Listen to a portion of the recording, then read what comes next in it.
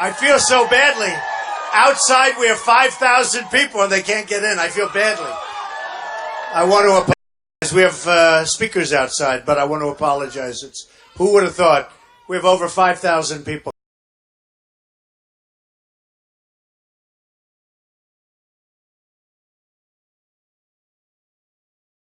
Millions of votes ahead of Cruz. Millions. You know, I get a kick. I call him Lion Ted. Lion Ted Cruz. He stands up, and I win, as you know, you've seen it. I have been winning all of the evangelical vote. But he stands up, Bible high, puts it down, and then he lies. You know, it's like it's amazing to watch it. But he said, I'm the only one that can beat Donald Trump. I've done it time after time. And I said, wait a minute. I've won like most of the states. I think he had 5 or 6 and I had 20 or 22. Right? And I said, I can't believe it. Then I have millions of votes more. He says, I'm the only one that can outvote him. And I'm saying, but I have like millions of votes more. I'll tell you something so important. There is something happening. It's like a movement. It's incredible. It's a movement, and we're part of the movement. It's not me. I'm a messenger, to be honest. I'm a messenger. And this is something that's so special and so amazing.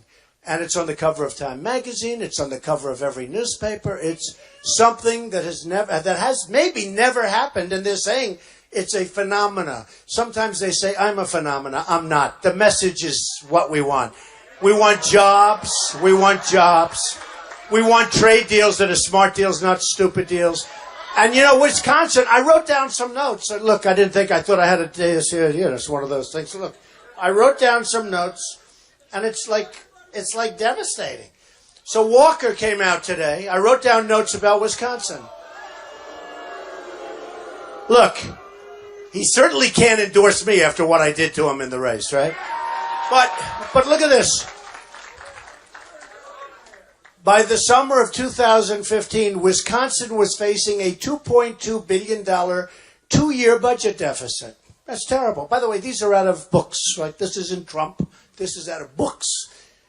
Total state debt is $45 billion. Now, maybe somebody's going to tell me that's wrong, but again, these are $45 billion, very high, one of the higher ones. 20,000 fewer people in labor force in Wisconsin than 7 years ago, even though population has grown by 100,000. So your population is higher. And now I wouldn't have done this, but when he endorsed Cruz, what am I going to do? Am I going to say he's doing a great job? He's not doing a great job. You know, he comes in his motorcycle jacket, a big Harley. I love Harleys, right? But the motorcycle guys like Trump. They really like Trump.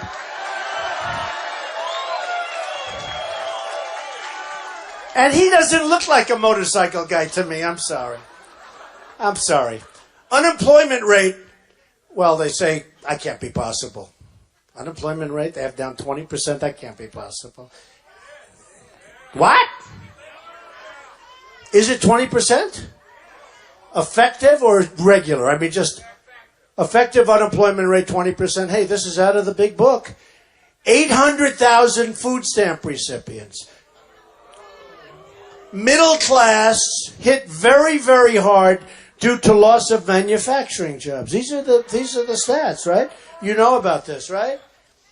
It goes on and on. Wisconsin has lost 15,000 net jobs to Mexico since NAFTA. Now, just so you understand, Kasich is running also. We forget about him. He voted for NAFTA. Both of them want TPP. TPP, Trans-Pacific Partnership. Both of them want Trans-Pacific. That will make NAFTA look like a baby. And Wisconsin will be hit so hard. You a motorcycle guy? I'll bet, right? Am I right? Do they love Trump? I don't even know why. I'm not big with the motorcycles. But the motorcycle guys love Trump. Oh, look, I love the disabled veterans and the veterans. We're going to take care of our veterans. You know that, right? We're going to take care of our veterans. What is it about Trump that they like? I'm serious. We went to Hilton Head. We went to different places. And there were hundreds of bikers out there.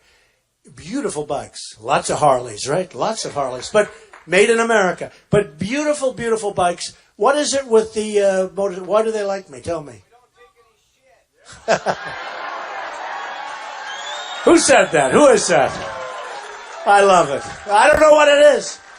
But they like me. I feel good with them. I feel safe. I got out. I took a picture. Secret Service went crazy. I said, these are great people. Don't worry about it. But listen, I appreciate it, fellas. I appreciate it. I know. Just keep you free. You're right. We're going to keep you free. I'm going to keep you free. Because we're getting rid of ISIS. We're going to have good borders. We're going to have borders again. We're going to have borders again. So here we have something that's pretty interesting.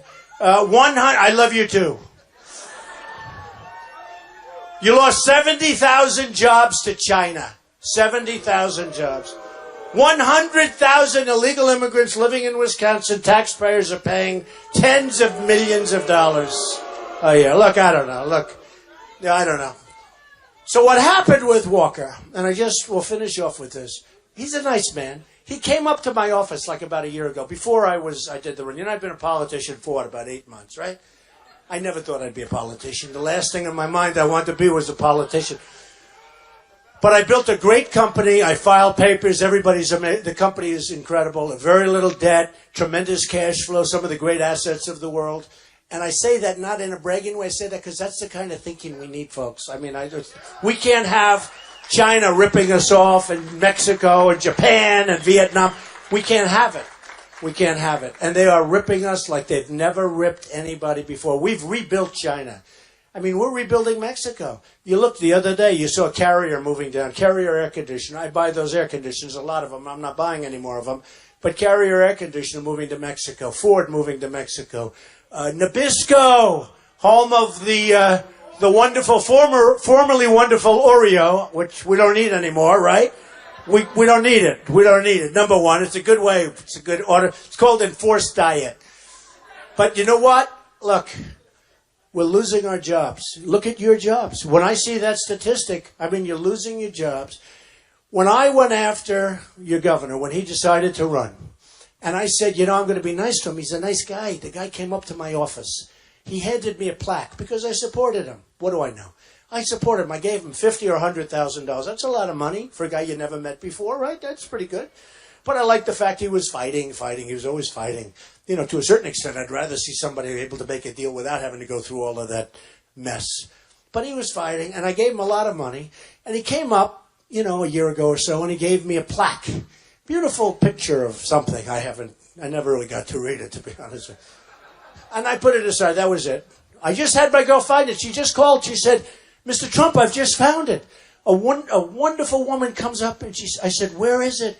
She said, I think I know. And she found it under a pile of a lot of other plaques. So I'll bring it. I'm going to try getting it if I can tomorrow or the next day. So do we. Because I'm going to be here the whole week. I'm going to be in Wisconsin the whole week. Because if we win Wisconsin, it's like going to be over, pretty much over. Because we're going to do great. Emerson poll came out. I think I have 68% in New York compared to like 10% or whatever. And you had Cruz talking about New York values. New Yorkers are no good. I watched New Yorkers rebuild the World Trade Center. I watched New Yorkers dying. Believe me, New Yorkers are good. New Yorkers are very good. But Cruz said they're no good. So anyway, I think we're going to do great in New York. We're going to do great in New Jersey. Chris Christie endorsed me. We'll do great in New Jersey. Good guy. Ben Carson endorsed me. Sarah Palin endorsed me. Sheriff Joe from Arizona. We love Sheriff Joe. And, with the evangelicals, I've had so many ministers. I've had so many pastors endorse me. And Jerry Falwell Jr. endorsed me. It was incredible. And we've done so well with the evangelicals. I mean, Christians, evangelicals, we've done so well. In fact, in South Carolina, when we went to South Carolina, that was going to be Cruz's territory. He was going to take it. Except we won in a landslide. You know that. You saw it. He was there. This guy follows me around, I'll tell you. But you were there, right? You remember he was going to win that in a landslide. And then I started speaking. I started talking to people. And I started saying, the good and the bad and the ugly. And we won in a landslide. And we won the evangelicals. I've won just about, I think, almost every place I've won with the evangelicals. And it's been an amazing time. So now I'm here to talk to the people of Wisconsin. I have friends in Wisconsin. I've been here before. It's an incredible place, but it's a place that has problems. But you have a governor that has you convinced that it doesn't have problems. Now, I remember when he was on the campaign trail, I was so nice to him. You know, I said, how can I hit him? I'm not going to hit him. I'm not going to hit him. And I was so nice. I hit Jeb instead, right? Right? And I hit Rand. And I hit a lot of people, and they all went down. Wouldn't it be nice to have a president that could just, with his mouth, make things happen that are positive? You know? But it's not with the mouth. It's really with the mouth, the heart, and the brain. Remember the brain. I have a lot of friends that they're good with the mouth, but they're not good with the brain. It all doesn't work, okay? You know, we had an interesting thing today. A poll came out, a nationwide poll. It was a great poll. It was Trump 48. It was an NBC poll. Trump 48. I think Cruz was second in the 20s, mid-20s something, and Kasich was way down. So what happened is they show the poll. It was an NBC poll. They call it NBC Monkey Poll. And it was on the Today Show. And it was on Morning Joe. Morning Joe held it up. He said, wow, those are great numbers. 48 is pretty good. You have 3 people, you know. I don't get enough credit for that. I've been at 42, 44, 45, and I've had like 7 people. How do you get 45 when you have 7 people? Nobody says that. They said, he hasn't cracked 50 yet. How do you crack 50 when you have all these people running? So I'm at 48. The poll was good. Way, way ahead of anybody else nationwide. And they showed Hillary Clinton. Hers is very close. She's got a little problem. Good tapping. Got a bigger problem with the emails than she has, I think, with Bernie, to be honest with you. She should have. Her bigger problem should be with emails. We'll find out. We'll find out how honest our country is, right? But she's got a sort of close race. And they put her poll up. It was, put up there, big letters. And then they said, and Donald Trump is winning. That was it. They didn't put numbers up. They didn't say, I'm doing great. In fact, they actually said Donald Trump is winning, and they put a little slightly negative statistic in. It was like, wait a minute. They put her numbers up, and they didn't put my numbers up. Folks, it's so unfair. The press is so dishonest, it's unbelievable. That was Chuck Todd. That was Chuck Todd. This morning on the Today Show, check it out. They put Hillary's numbers up, and I'm winning by a lot. And they said Donald Trump is winning. Let's go to a new subject, okay? Now, I guarantee you one thing. If I was losing or doing poorly, it'll still be up. It'll be up all morning. Because they don't like what's happening. I'm self-funding my campaign. I'm putting up my own money. They don't like it. Ted Cruz and Kasich are getting money from the banking industry, from the energy industries. They're getting money from the pharmaceutical companies. They're getting money from everybody. Folks, you can't straighten out this mess. We're in a mess if you can't do what you have to do. When millions of dollars are given to Cruz and Kasich and millions from different industries, you're not going to be able to say, well, we're going to do and go against the banking industry to do what's right for the people if the banking industry gave you millions of dollars. Now, that's true with Hillary also, because she's gotten millions of dollars. But I'm the only one self-funding my campaign. I'm in for a lot of money. A lot of money. What was beautiful is when I was running against Jeb in New Hampshire, I was in for $2 million. Jeb was in for like $48 million. I was in first, and he was close to last. I said, who do you want as your president? By the way, did Jeb endorse anybody yet? Because I think Jeb probably must have endorsed. Huh? Did he endorse? That shows you how important it is. Nobody even knows. I don't even know. No, he probably. Look, he'll endorse. Just so you know, look. When you're in war, you got to fight. And you fight hard. When I fight, I win. You're going to win. You know that. You're going to win. But, you do pretty serious damage, right? Because you want to win fast. And a lot of people don't love you after you're finished. But I just love you. I don't care about them. In fact, they're asking Cruz, at the debate, which, by the way, they said, I won every single debate. Now I heard the other night, he said, I want to debate Trump. I've debated him 11 or 12 times. Every single online poll has me winning the debates.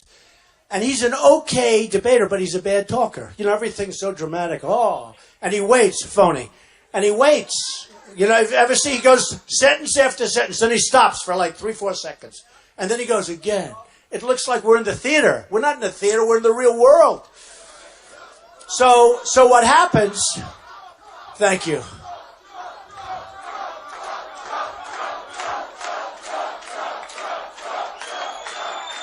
That's all right. Thank you very much. Yeah, thank you very much. By the way, the sheriff is here. He's a great guy, and his people are fantastic. Thank you, Sheriff. Thank you.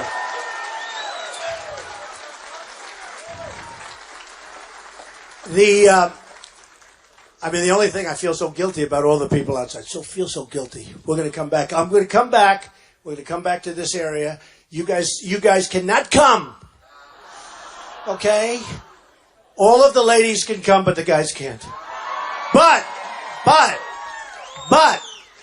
all of the people outside, we're going to take a bigger place. We're going to get something because I feel slightly guilty. But look, we have a very serious mess on our hands. We have a serious situation. We have a country that's not protected. We have a country that's sitting on a big fat bubble that's going to explode. In a certain way, I said, let it do now. Don't do it after I get in. 3 days later, it'll explode. They'll say it's Trump's fault, okay? We are in a big, fat, ugly bubble. We have interest rates that are so low that if you're rich, like me, I can borrow money for any amount. If you're a hard-working guy with a great farm or you're a hard-working developer or businessman, you can't borrow money. You can only borrow money really cheaply. Think of how bad that is. You can borrow money for nothing, practically, if you're rich. But if you're rich, you don't need the money, so you don't have to borrow it. But if you're a business person, you want to go to the bank for a loan, you can't get it. The regulators are running the banks. Dodd-Frank is a disaster, by the way. It's a disaster. It's a disaster. But the biggest disaster, our regulations, our rules regulations are horrible. We're going to get rid of probably 85% of them. There are some we live with. But we got to go back. So many people from this area have told me regulations, regulatory climate is the worst they've ever seen it. I have a friend, he's a farmer, and if a puddle forms, they consider it a lake for purposes of environmental. It's like a puddle, and they consider it a lake. But we don't know what we're doing. So here's what's happening. We're going to make our country so great again. We're going to make our country so strong again. Our military is going to be so amazing. We're never going to have to use it. Don't forget, I didn't want to go into Iraq. All these guys think that I'm a tough guy, so I'll be so quick with the trigger. I'm not going to be quick. I was the slowest with the trigger. I didn't want the trigger. Now, when Obama left, though, he shouldn't have left the way he did. He gave a certain date, and the enemy said, it can't be possible. Nobody would be that stupid. Nobody. So I actually don't think it hurt that much because I don't think the enemy ever believed that anybody would be stupid enough to give a date. We're leaving on this date. And then he left. They said he was serious. They pulled back. Then you see what happened. They pulled back and then they went in with fury. But how about the 50 soldiers? He sold a few months ago. He sent 50 of our finest. And instead of just sending them quietly sending them, what does he do? He sends them in. And he makes a big press conference or announcement that we are sending 50 soldiers into Iraq, Syria, and now these soldiers have a big target on their back. Why can't we just keep our mouths shut?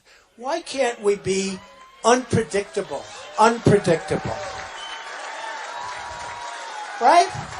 Why can't we be unpredictable? Why does he have to First of all, it doesn't even sound good when you say 50 soldiers because it sounds like so small. People would say, is that good or bad? I mean, that sounds small.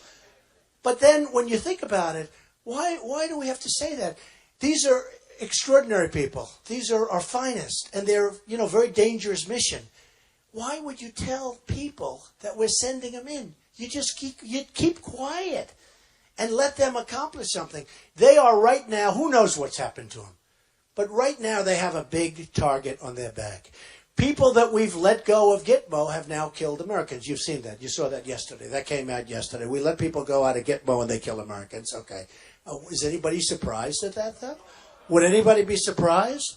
And we're keeping it open. Now they're spending, hundreds of millions to run it. I guarantee you could run it a lot cheaper. You'd have a lot of money left over. So we're going to get efficiency in government. But we're going to end Obamacare. We're going to replace it. We're going to replace it with something so much better and so much less expensive. We're going to get rid of Common Core. We're going to bring our education local.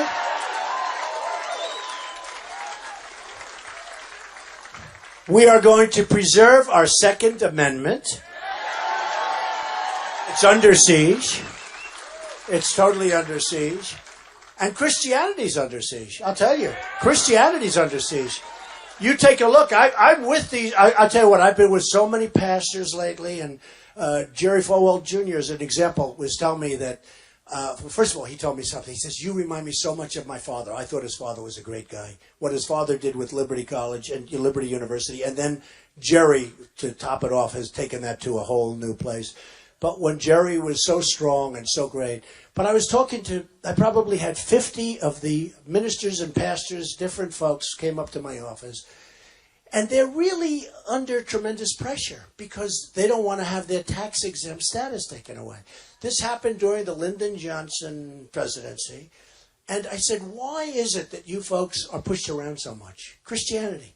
These are the pastors. And these are strong people. These are really strong people. Why do you allow them? Why aren't you more forceful? And finally, somebody said, well, we have to be a little careful of our tax-exempt status. I said, when did that happen, actually? It was during the Johnson. Well, we're going to try getting rid of that, okay? Because that's really terrible. We're going to try getting rid of it. And I've said that to a lot of evangelicals, a lot of great Christians. We're going to try getting rid of it because it sort of means that somebody walking down the street has more power than somebody of religion, of our religion, of Christianity, somebody that's an evangelical. You take anybody, they have more power because these people are powerless. They've actually taken their right of free speech away. So I said, we're going to try and get rid of that, and I think we'll be very, very successful. You know, it's interesting. I said, how many Christians are there? Because, you know, we got men, we got women. You cut it in half, we actually have a few more women. But we have far more Christians than we have men or women. So in a way, it's the most powerful lobby. It's the biggest group of people. But they're not allowed to talk because they're petrified. You saw what was happening with the IRS and you saw what was taking place with regard to certain groups. So we are going to try, and usually when I say try, that means I'm going to get it done. That means I'm going to get it done. But we are going to try very hard. We're going to get that brought back. And I think it's going to be very hard to counter it because if the Christians and if the whole evangelical Christian sector gets together, nobody can beat. You know, when I made the statement about Muslims, banning Muslims on a temporary basis, I took such heat. Now people are saying, you know, Trump is sort of right about that. Now they're all going, wow, because they see what's happening. And I think if I would have said it about Christians, I would have had less opposition. That's what's happened in this country, okay? That's what's happened in our country. And we can't let it happen. We're going to turn this country around, and we're going to be the smart people. We're not going to be the dummies anymore. We're not going to be where China made last year trade deficit $505 billion with a B, billion dollars. Japan, over $100 billion. Mexico, $58 billion. We're going to build a wall, and Mexico's going to pay for the wall, okay?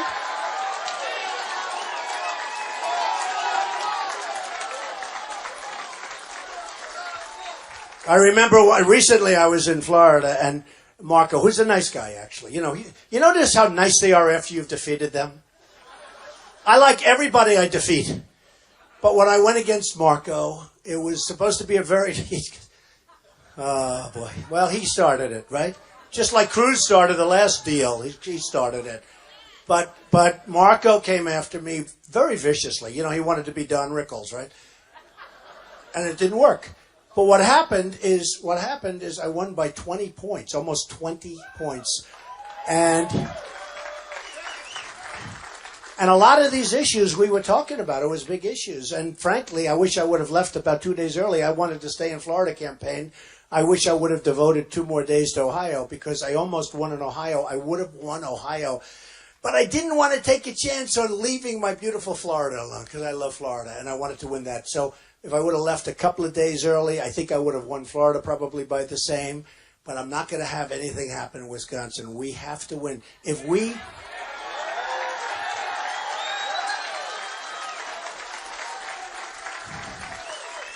Look, we have to put these politicians in their place, folks. It's time. And believe me, you know, Cruz likes to pretend he's an outsider. In the meantime, he gets all the establishment support, including your governor.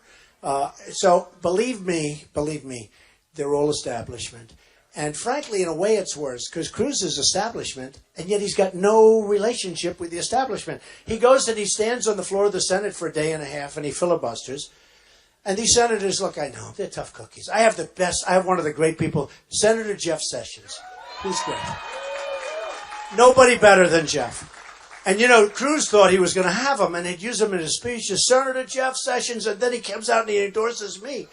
But when you think of it, look, out of all of these senators, he has one supporter, Lee, who's his friend. I mean, is his friend. But I'm sure, and by the way, it took him plenty of time to do it.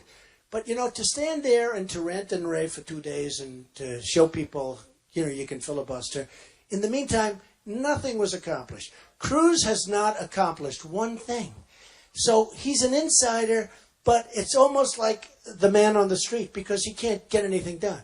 He dislikes people. He calls people, like, for instance, he said horrible things about the speaker. And you know, he said about the speaker, and he said about, separately, Mitch McConnell. I mean, he said some terrible things about how do you get things done when you're calling Mitch McConnell bad names, okay? Let's just say bad names. So he's sort of got the worst of all elements. He's an insider totally, but he can get nothing done, okay? He can get nothing done. Your new speaker, how do you like Paul Ryan? How do you like him? Do you like him? Oh, you don't like him? All right. Wow. I was told be nice to Paul Ryan because, really? All right. Well, he's the speaker. He's a nice guy. He called me the other day. He was very nice. But I'm very surprised at this statement. Wow. Are you all Republicans? Are you mostly conservatives? Because I don't care. You know, the word, I always say I'm a commonplace, you know, just a common sense conservative. And so, it's so important. A common sense. And then somebody told me today that somebody else, I think Walker used my term. You know, Walker I said, make America great again. I said, make America great again. And I copyrighted the term. And then Walker was making a speech many months ago when he first started. And he was saying, make America great again, because he saw the response I got. The difference is he didn't get any response, you know, so it didn't help. But we told him you can't do that. That was the first little problem I had with him. He said you can't do it. Now I said a common sense conservative, and today I heard he used the term because the press was up and they interviewed me and they said he's a common sense conservative. Well, I coined the phrase a few months ago, but that's what I am. I'm a conservative person. I'm very, very conservative on the military. I'm very conservative with our vets and on health care and on lots of things. And I'm actually very conservative on trade, but a lot of people would say he's not that conservative on trade because he doesn't believe in free trade. Well, actually, I do believe in free trade. But it's got to be good trade for us, right? It's got to be smart trade. It can't be where Wisconsin's losing thousands and thousands of jobs, where you folks can't get into China, but China comes in here like it's Swiss cheese. That's what happens. You know, China does not obey the rules. Now, I get along great with China. I made a fortune dealing with China. I have 2 buildings because of China, big ones in New York and one in San Francisco, Bank of America, that I have in partnership with a great company. And it's because of China. I have one of the big leases with one of their big banks, with the biggest bank in the world, actually, from China. I sell millions and millions of dollars of condos to people from China. I like China. I'm not angry at China. I like them. I think their leaders are doing a great job for them. But our leaders are doing a bad job for us. Same with Mexico. I get along great. The Hispanics, I love the Hispanics. But their leaders are killing us on the border, and they're killing us on trade.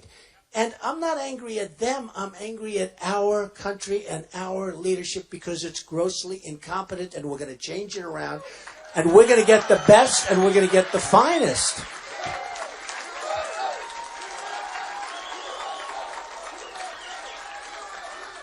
So what I thought I'd do, thank you, folks. Thank you. Thank you very much. I appreciate it. So whatever you can do to spread the word, I'll be around. I'm going to Green Bay. I love that team, by the way. You talk about a great franchise. No, I love it. and you have a truly great quarterback. I don't know, he's probably endorsing somebody else, but I don't care. He's still a great quarterback. Tom Brady's a friend of mine. He said you have a great quarterback. That's all I need, right? When Tom says he's a great quarterback, that's pretty good. But, you know, I really want to win Wisconsin, because if we can win Wisconsin, we're going to put all this stupidity away. We're going to put these stupid people that allow, and I'm talking about basically politicians. And in many cases, you know, a lot of times people will see deals that are done. And, I mean, take a look at the Iran deal. How bad is that? I mean, just as a deal. Forget about countries.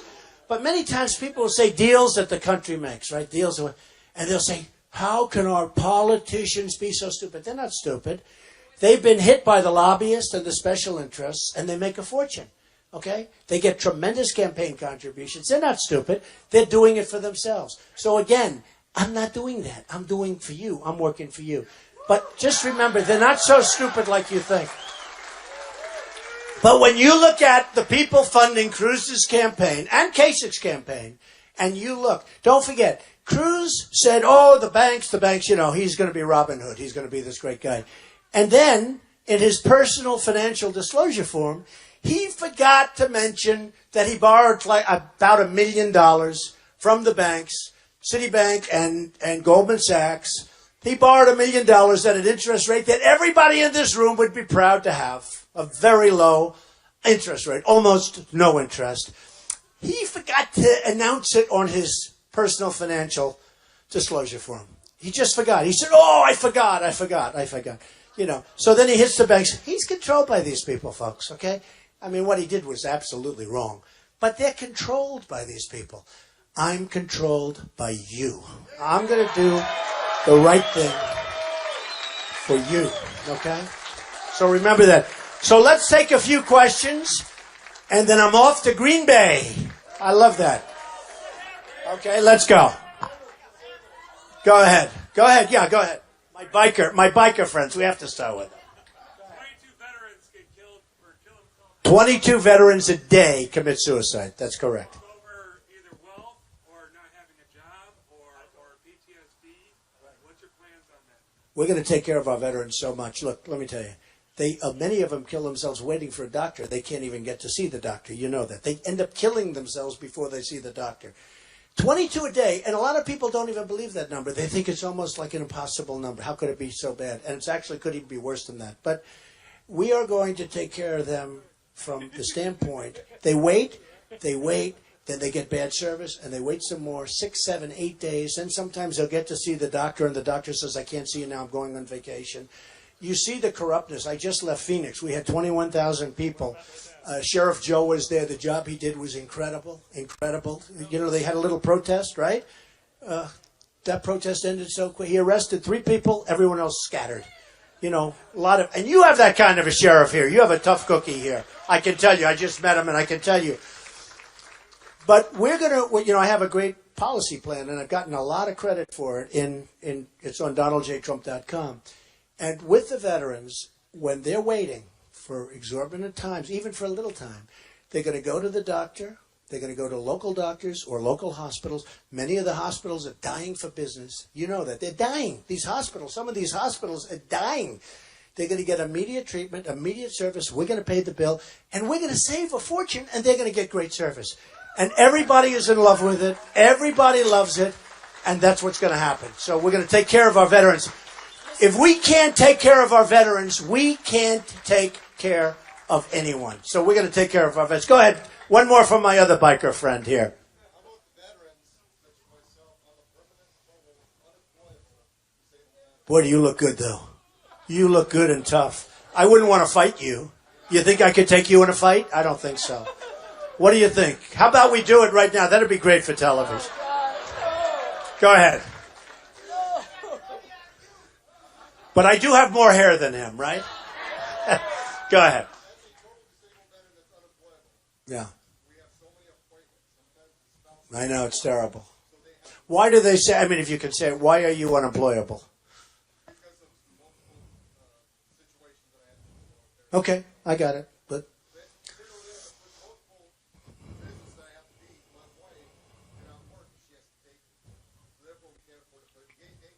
right, I know that. Daycare is a problem. So my income is only at a certain rate. Well, with that, only a month is allowed $100 per spouse and $50 per dependent. I know. So on top of the charge of what I get paid is only $2,800. Right. So then my wife only gets $100 a month, and my child only gets $50 a month. Right.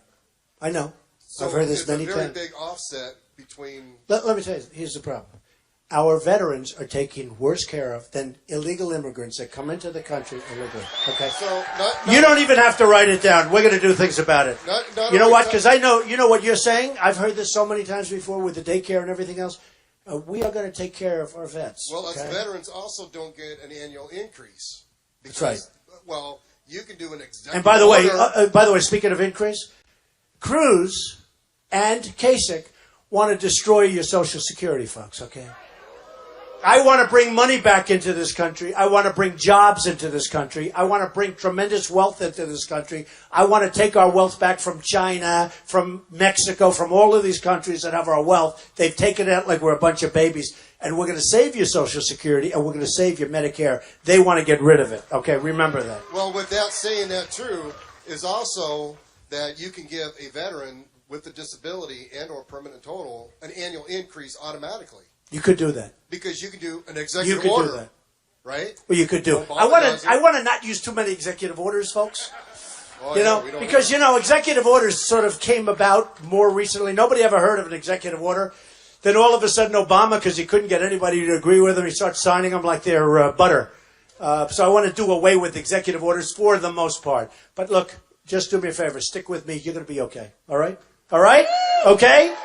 You're going to be okay. I know what you've said I've heard 100 times. And the daycare is a huge problem. A huge problem. And your wife not working, huge problem. She can't. So anyway, and I'll bet you have a great wife. Good wife? Better believe it. Okay, yeah, go ahead.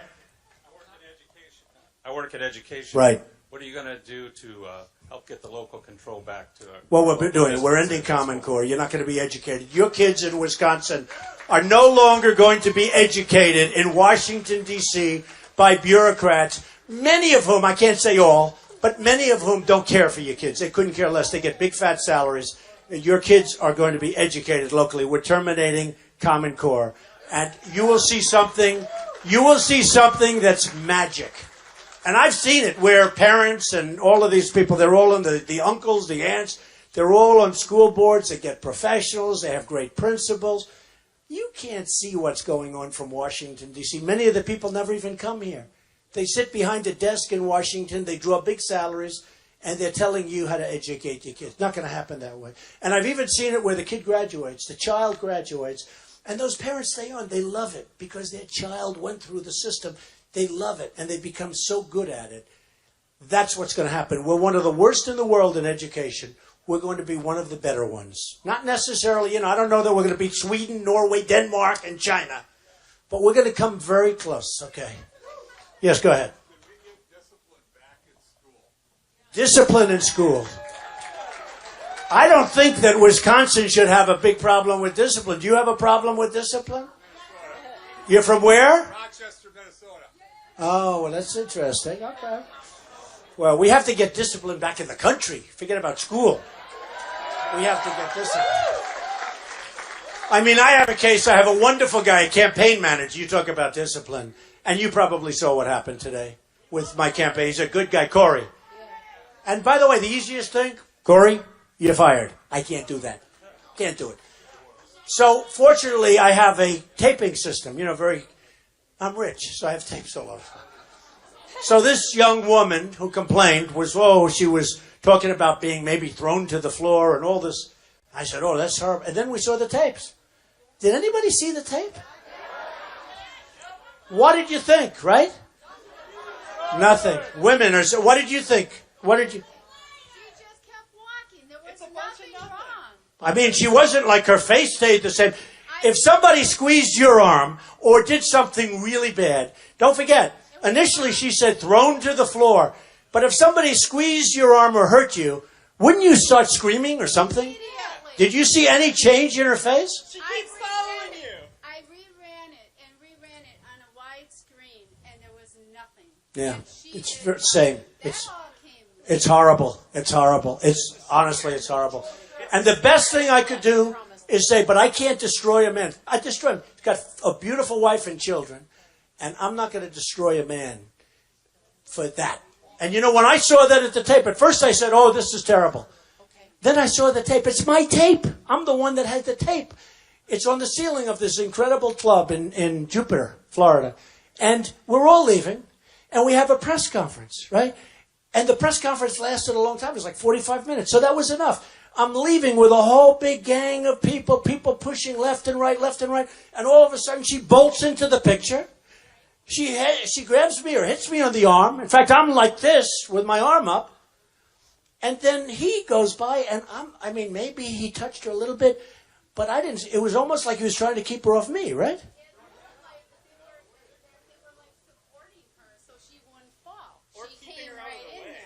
Like he was helping her. Yeah. Exactly. And did you see her fall to the ground? No, okay. Because she talked about falling to... Now, I must tell you, her statement changed big league. Because she said, go to the ground. You know, all this. I could read it to you. Does anybody want to hear it? I want to be accurate because I like the press to treat me. So before she knew she was on tape, she said, I was jolted backwards. Was she jolted backwards? If she was, her face stayed the same. So, I was jolted backwards. Someone grabbed me tightly by the arm and yanked me down.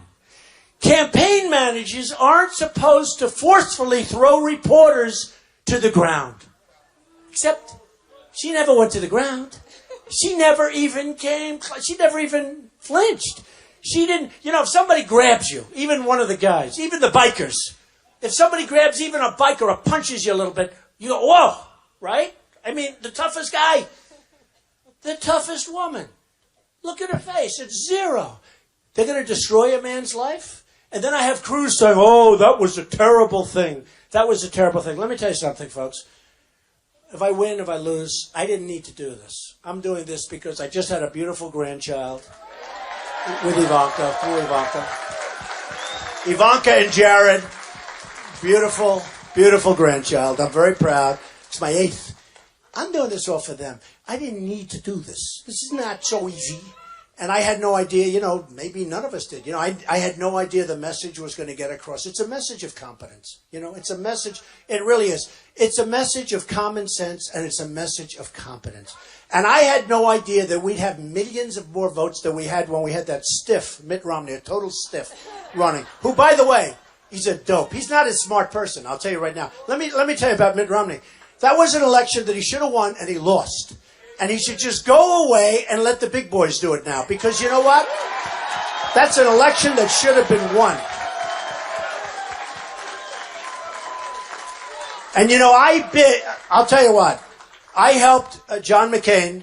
And at that time, honestly, that was a tough deal for him because the world was sort of collapsing. And that was a tough one. But he lost. And I helped Mitt Romney a lot. And he lost. And I said, this time, we're going to do it ourselves. Okay, we're going to win. We're going to win. So just remember that. We're going to win because of Wisconsin, I hope. Okay, a couple of more questions. How about a woman? Go ahead. Go ahead. Go ahead. Great. Also, I'm a second-generation Ukrainian-American, and I was wondering, what is your strategic... Well, I know you don't want people to know what you're thinking, but what's your... Right, she's so smart. I don't want them to know. I don't want to tell Putin what I'm thinking. She's so smart. What you just said is, what does that say? What about Ukraine? Don't worry about Ukraine. Ukraine's going to be fine. Just don't ask me why. It's just this world of politics. Mr. Trump, you said, don't forget, I'm the one that said take the oil. I was right. They didn't take the oil. You know who has the oil right now? ISIS has the oil. You know that Libya, ISIS has all that oil from Gaddafi, all of that big oil from Gaddafi. He took it. We're like a bunch of dummies. Why aren't we embargoing? Why aren't we creating a nice big circle so they can't get the oil out? Why aren't we taking that oil back? Look, I'm the one that says, though, I don't want to say everything. If I win, I have a good chance of winning. I'm the front runner by a lot. I want to go in there. I want to knock the hell out of ISIS. I don't want to tell all. I really mean this. I don't want to tell everybody in this room, and look at all the cameras that are going now. I don't want to tell the world what I'm going to do because they're watching. Just let me do it, folks. I will do it. You will be so happy. You don't have to know the details, okay? Let me do it. You know, I used the word before. We have to be a little bit unpredictable. We can't say, well, we're going to go and attack on March 14th, and then we're going to hit them from the front, and then we're going to hit them from the back. You know, Obama did that 8 months ago with one of the cities. He said, we're going in next week. Look, folks, you know, you have to trust. There has to be some trust, right? You trust? We've got to stop the stupid. That's why I really think your question is so great. I don't want to hear how you're going to do it, Mr. Trump. Just do it. I'll do it. Okay? I love that. That woman. Thank you, honey. Thank you. Yes, go ahead. Mr. Trump, Melissa wants to thank you. She's got something to say. Okay. Hi. Hi, Mr. Trump. I was Miss Wisconsin USA in 2005. Okay. And, I can see why. thank you. You have been, I just want to say thank you. You saved me in so many ways. And in recent years, I've been struggling with an incurable illness, and I'm on home care now. It was caused by a doctor's medical negligence, and in those dark days, fighting, right now all the tubes have been removed, and I have a do not resuscitate order, and I have a 7-year-old son. And in those days, in the hospital, I received from you a handwritten letter that said, to the bravest woman I know. And I remember that. Yeah, I remember that. and you, Such a wonderful, beautiful woman. I mean, just an amazing woman. And are you coming along okay? no, sir, but that's okay, because I'm here right now to thank you in person, and that was my biggest dream. And I wanted to thank you because through you and your organizations, my son, who is Mexican-American, 7 years old, through your organizations, and just being able to stand on that stage with you back in 2005, the outpouring of love that came from that ultimately provided my son, when he graduates high school, with a full ride to college. And that That's was great. And And you know what we'll do? We're going to watch him. You're going to watch him, Tanner. Tanner, watch him. And, We're going to be watching your boy, okay? But you're going to hopefully be around. You're not going to have anybody watching. You're going to hopefully be around. Those doctors are going to be so wrong. and my But son, we'll be helping you. So we thank you. God bless you. And just, he's a Mexican-American. And you, because of your efforts, have sent him to college. And I've been writing letters to him for when I'm in heaven to tell him that what you've done for him, now he has a great responsibility to pay it forward, just as you have done for us. And I can't thank That's you. so nice. Thank you, honey. Thank you. I'm sorry. I have to go down and say hello. Is that okay?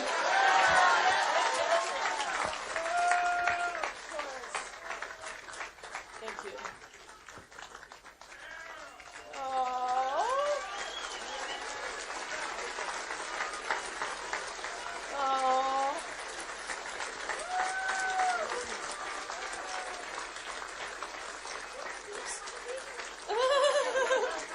Oh, God bless you. Here you go, Mr. Trump. Here you go. Wow, what a great woman that is. That's a great woman, great mother. I remember that, and it's heartbreaking, but it's something beautiful is going to happen. You watch. Something beautiful is going to happen. Folks, I just want to say, I'd almost like to leave it on that because we can't top that. That is so amazing. Thank you. Thank you.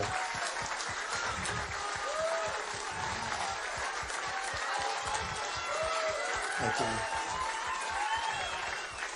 You know, that little, very sad, but I think it's going to be really a story of hope, and something really great is going to happen out of that. You watch.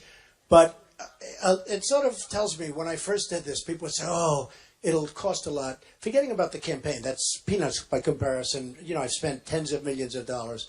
But the big thing, I lost certain businesses.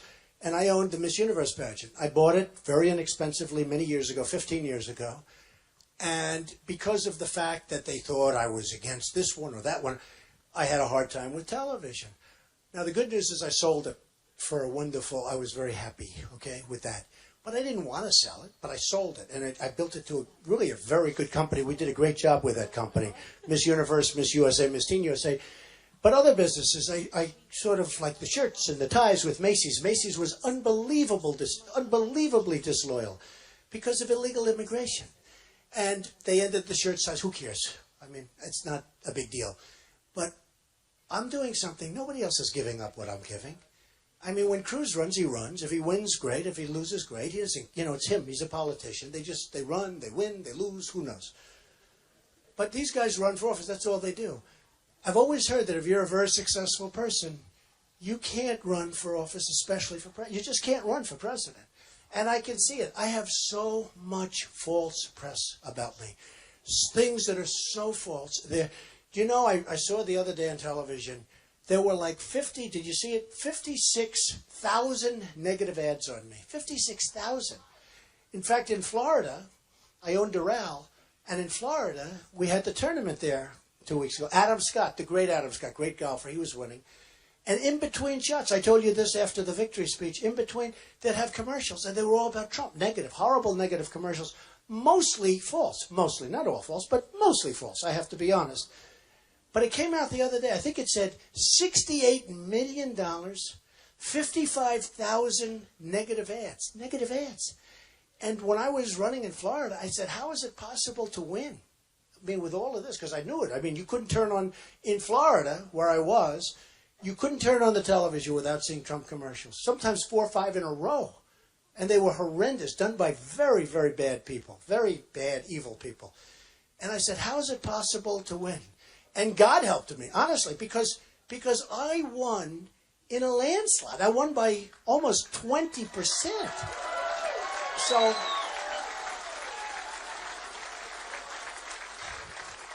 and now they're doing it here, Club for Growth. It's a crooked outfit. Look, Club for Growth. You ever hear this, Club for Growth? A friend of mine comes, he's a conservative guy, calls, would you do me a favor, see Club for Growth? I said, what's Club for Growth? He said, well, they want to talk to you. I said, all right, send him up. He's a friend. He's a good guy. And now I'm in politics, so I have to see people that I wouldn't normally. I'd say, give me a break. So Club for Growth, they come up to my office. This guy was, I think, a former congressman. And he tells me a little bit about Club for Growth. I'm falling asleep. And then he goes, would you contribute $1 million? I said, $1 million for what? I don't even know you. I never met you. I said, do me a favor. I'm trying to be nice. And I said, do me a favor. Go back. Write me a little note if you can. And he was stupid enough to write me a note. He writes me a letter asking for $1 million. I let him know that I'm not interested. You can be rich. I'd rather take $1 million and throw it all over to this room. I'd rather give it to you for your boy. Okay? And so what happens is they write me a letter. Put it in writing. I give you the letter. Some of you, has anyone seen this letter they wrote? It's incredible. They write me a letter. It's like extortion. They asked me for $1 million. I said no, nicely. And then they're doing ads all over Wisconsin. Club for Growth. They did them all over Florida. Club for Growth about eminent domain. By the way, without eminent domain, you wouldn't have highways, you wouldn't have schools, you wouldn't have hospitals, you wouldn't have bridges. You need eminent domain. If something's in your way and you're building a highway, if you're going to produce 7,000 jobs and you need a little corner of somebody's property every once in a while. It's funny. These guys all want the Keystone Pipeline, right? Everyone. Conservatives want the Keystone Pipeline. I like the Keystone Pipeline too. But they have a whole big thing on eminent domain in their prospectus. Because without eminent domain, they wouldn't go 15 feet. They wouldn't be able to build it. So they don't want eminent domain. They do commercials about eminent domain. They love the Keystone Pipeline. And the whole Keystone Pipeline is based around eminent domain. Because you got to go from Canada, where Cruz was born, to Texas, where he's representing. Think of it. This guy. And don't forget that. Remember what I said. I'm going to win. Just remember what I said. I'm going to win. And I thank you, baby. I thank you. She's saying, oh, please win. Oh, you are so amazing. You are so amazing. I'm going to win. But remember this. If for some reason he does, it gets the nomination. The first thing, just remember, I'm a good prognosticator. I'm a good predictor. The first thing that's going to happen is the Democrats are going to sue Ted Cruz. He was born in Canada. He lived there for 4 years. The head of the Harvard Law School, one of the top people in the business in terms of Constitution, is saying that, he's wrong. And we have other people that are much stronger than even that. So remember this. If Cruz gets lucky and he wins, and the only way he can get lucky is if he doesn't get, because it's all establishment. If I go into that whole mess of the convention, I'm not the establishment. I don't take their money. I don't hire their people. I don't do any of that stuff, okay? So you have a disadvantage. But if Cruz wins, remember what I said. Just remember. Again, he's not going to win, but if he does, if he gets a nomination, within the first few days, he will be sued by the Democrats that he doesn't have the right to be president. And I think they're right, because he wasn't born on our soil. He wasn't born. He's not a natural-born citizen. He's not a natural-born citizen. I don't like to make a big deal of this, but it was just brought up by somebody.